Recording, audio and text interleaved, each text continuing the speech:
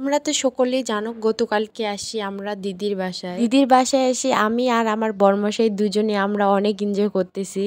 দিদির বাসায় এসে আমরা কোথায় কোথায় ঘুরতে গেলাম সবটাই আমি তোমাদেরকে এই ব্লগের মাধ্যমে দেখাবো। আশা করি ভিডিওটা তোমাদের সকলেরই অনেক অনেক ভালো লাগবে। তো চলো ভিডিওটা না টেনে সম্পূর্ণ দেখতে থাকো। হ্যালো এভরিওয়ান, সবাইকে নমস্কার আদাব জানিয়ে শুরু করতেছি আজকে আমার নিউ ব্লগ। আশা করি তোমরা ভালো আছো আর ঈশ্বরের কৃপায় আমিও ভীষণ বেশ কয়েক ঘন্টা ধরে জার্নি করার পর এই তো ফাইনালি আমরা দিদির বাসায় পৌঁছে গেলাম। লম্বা জার্নি করার পর যেহেতু আমি টায়ার্ড ছিলাম আর আমার মাথাটাও প্রচন্ড ঘুরছিল, তাই আর এর মধ্যে কোনো ভিডিও ক্লিপ নিতে পারিনি। রেস্ট নিয়ে একেবারে বিকেল দিকে বের হয়েছিলাম আমি ঘুরতে। সরি শুধু আমি না, আমার সাথে ছিল মলু এই কিউট বেবিটা দেখতে অনেক সুন্দর, তাই না? ফার্স্ট টাইমে তো বেবিটা আমার কোলে কিছুতেই আসতে চেয়েছিল না। আমার কোলে কিছুক্ষণ থাকার পর ওর আম্মুর কোলেও যেতে চেয়েছিল না। তোমরা হয়তো বা খেয়াল করছো আমরা দুইজনেই কানের মধ্যে ফুল দিয়েছি। কানের মধ্যে ফুল দিয়ে আমার থেকেও বেবিটাকেও অনেক সুন্দর লাগছিল। শুধু আমরা না, আমাদের সাথে ছিল অনেকগুলো ভাবি, সাথে ছিল আমার দিদি। ফার্স্ট টাইম আমরা এই তো চলে আসলাম বাজারে, আর এই বাজারটা হলো আমার দিদির বাসার একদম কাছে। তাই আমরা সবাই মিলে হাঁটতে হাঁটতে চলে আসলাম বাজারের কাছে। বাজারের পাশেই দেখতেছি আবার পুঁই শাকেরও ক্ষেত লাগাইছে। আমার দিদির বাসায় আসলে আপনারা সম্পূর্ণভাবে গ্রামের ন্যাচারাল প্রকৃতি এনজয় করতে পারবেন। এই দিকে দেখতেছি আমার পাশে ভাবি নেই, ভাবি চলে গেছে দোকানে, বেবিটার জন্য মজা নিতে গেছে।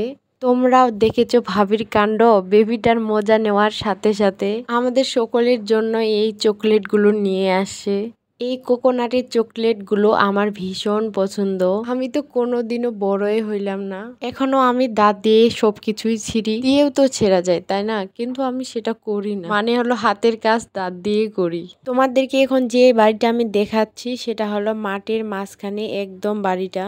চারপাশে কোনো বাড়ি নেই, শুধু মাঝখানে এই বাড়িটা। তাহলে ভাবা যায় বাড়িটা কত সুন্দর। এরপর দেখতেছি আকাশে আবার বিমান উড়ে যাচ্ছে। আর এগুলো হলো লাল শাক আর লাউ গাছের ক্ষেত। বিশেষ করে লাল শাকগুলো এত পরিমাণের ন্যাচারাল ছিল, আমার তো দেখেই খাওয়ার ভীষণ ইচ্ছে করছিল। লাল শাকগুলো অনেক ছোট ছিল তাই আমরা নিলাম না। এখন আমরা যাচ্ছি বাসায়। ঘুরতে ঘুরতে আমাদের সন্ধ্যা হয়ে গেছে। বাসায় এসে দেখতেছি ভাবি আবার মই নিয়ে আসে। ভাবি এই ছোট ছাতার উপরে এলোভেরার গাছ লাগিয়েছিল। গাছগুলোর নিচে নাকি অনেক ঘাস জন্মেছিল। ভাবি সেটা পরিষ্কার করার জন্য মই দিয়ে উপরে চড়লো। এইদিকে আমি এই তো পাগুলো ধুয়ে এখন রুমের ভিতরে যাব। রুমের ভিতরে গিয়ে রেডি হয়ে আমরা চলে আসি এখন জন্মদিনের অনুষ্ঠানে। এসেই তো আমরা এই তো বেলুন ফোলাচ্ছি। আমরা তো কেউ বেলুন ফোলাইতে পারতেছি না, সবাই বলতেছি কারো নাকি মুখ ব্যথা করতেছে, আবার কারো মাথা ব্যথা করতেছে। এইদিকে আমার দিদি ভাই দুইটা বেলুন ফোলা নিয়ে অনেক হাসাহাসি করতেছে। আমাদের সবগুলো বেলুন ফুলানো শেষ। আর এটাই হলো আমাদের বার্থডে কুইন, মানে প্রীতি মামুনি। প্রীতি মাকে রেডি করে দেওয়ার পর এখন আমরা কেকটাকে একটু ভালোভাবে ডেকোরেশন করে নিব। আজকে তো আমাদের বার্থডে কুইন অনেক হ্যাপি। কেক দেখে আরো খুশি হয়েছে আমাদের বার্থডে কুইন।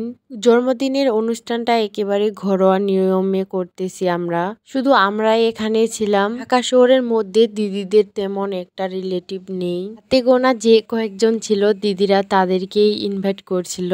আমরা আসবো সেটা তো দিদি জানতোই না। আমরা দুইজন দিদির মেয়ের বার্থডেতে হঠাৎ করে গিয়েছি।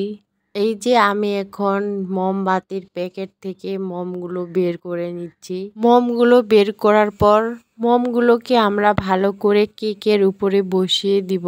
সবাই আমরা কেকের উপরে মোমগুলো বসিয়ে দিচ্ছি। তোমরা জানো তো দুই বান্ধবী আমার দিদিদের ভালোবাসা দেখে আমার কিন্তু ভীষণ ভালো লাগে।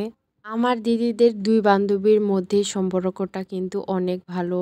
আমি তো স্কুল লাইফ থেকে কলেজ লাইফ কাটাইলাম, তারপরও রিয়েলি বলতে আমার দিদিদের মতো আমি একটাও বান্ধবী খুঁজে পাইনি। যাই হোক, সেটা নিয়ে আফসোস করে আর কোনো লাভ নেই।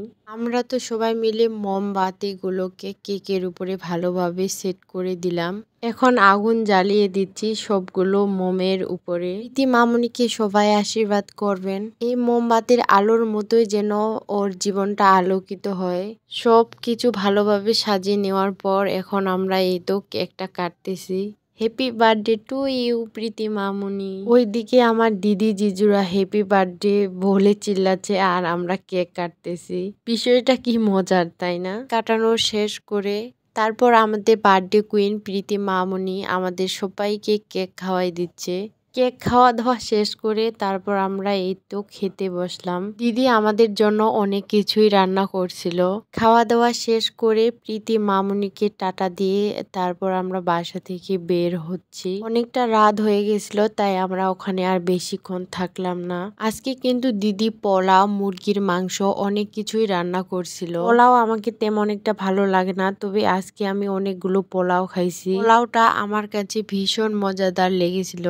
আর আমরা এখন যাব টোটো করে বাসায়। আর এই ভিডিওটা হলো তারপর দিন সকালবেলার। আমার জিজু এখানে আমাদের জন্য অনেক সুন্দর করে আলু কাটছিল, তো আমি সেটাকে একটু ভিডিও করে নিলাম। আলুগুলো কাটার পর আমার জিজু এখন রান্না করতেছে। আমার জিজু কিন্তু অনেক সুন্দর সুন্দর রান্না করতে পারে আর প্রত্যেকটা রান্না অনেক টেস্টি হয়। এইদিকে আমি আমার একটু ভিডিও করতেছি। এখন আমি যাব স্নান করতে। তারপর খাওয়া দাওয়া করে রেস্ট নিয়ে বেশ কিছুক্ষণ পর আমরা আমাদের বাসার দিকে রওনা দিলাম। তো আজকে ভিডিওটা এ পর্যন্তই। ভিডিওটা ভালো লাগলে অবশ্যই লাইক, কমেন্ট, সাবস্ক্রাইব করে দিতে ভুলবেন না প্লিজ। আর পেজ থেকে দেখে থাকলে পেজটি অবশ্যই ফলো করে দিও। Tata, bye bye.